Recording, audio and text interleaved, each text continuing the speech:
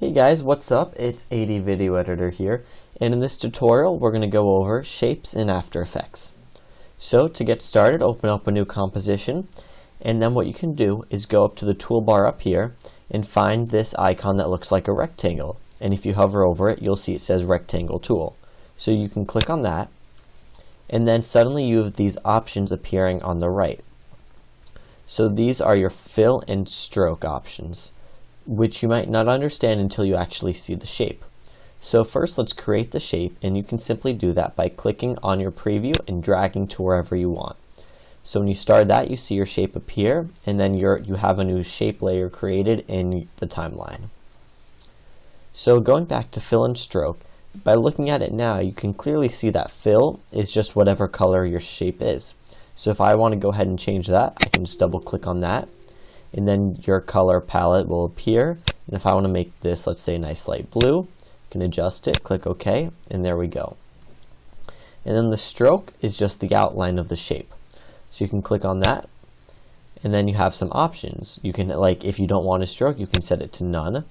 You can just have a normal solid stroke, or you can have like a different gradient, be it linear gradient or radiant gradient. But let's just work with solid color stroke right now, because gradient and stuff, that's all colors that you'll understand, that you should know how to use. And some other options you see, we have the blend mode, which depending on the purpose of your shape, you might want something different. But we're going to keep it at normal for now. And then opacity is just how visible the transparency of the outline is. So we're going to hit OK. And then if you double click on the stroke color right here, another color palette will come up. And let's make it a green stroke, going by green. OK. And now, clicking to the timeline away from it, you can see that nice little green outline there. But if you want to make it thicker, you can just go to right here where it says 2px, 2 pixels, and change that, since that is the stroke width.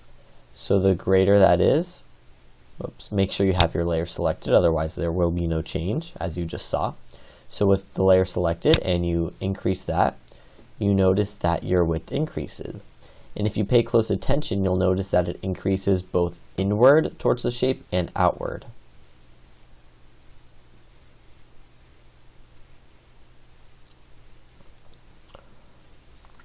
Okay, and before, as you saw in my second tutorial of this series in the modifying footage, we have these options down here for the transform, so you can modify your shape in any of the ways that you saw before.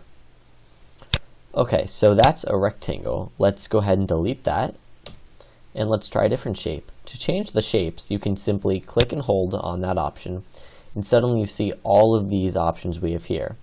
Rectangle, rounded rectangle, which is just the same thing as the rectangle, but with rounded corners instead of straight 90-degree corners.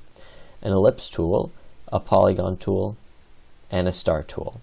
So let's look at the ellipse tool first. And then similarly to the rectangle, all you have to do is just click and drag, and your ellipse is created. And it looks just the same as the rectangle. And now within the ellipse tool, you can also create a perfect circle. And the way to do that is to start clicking and dragging as normal, but then if you hit the shift key and you hold it, you notice it automatically constrains the horizontal and vertical scales, so they're equal to create a perfect circle.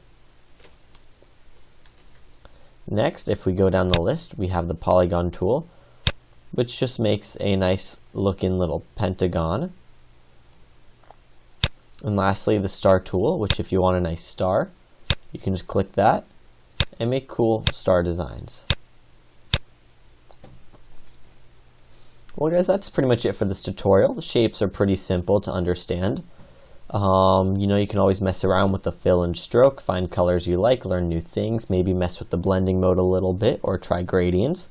But I'm going to leave that up to you, because going over all that stuff, there's so many different ways you can do it, and it's better for you just to play around with it and get your own experience.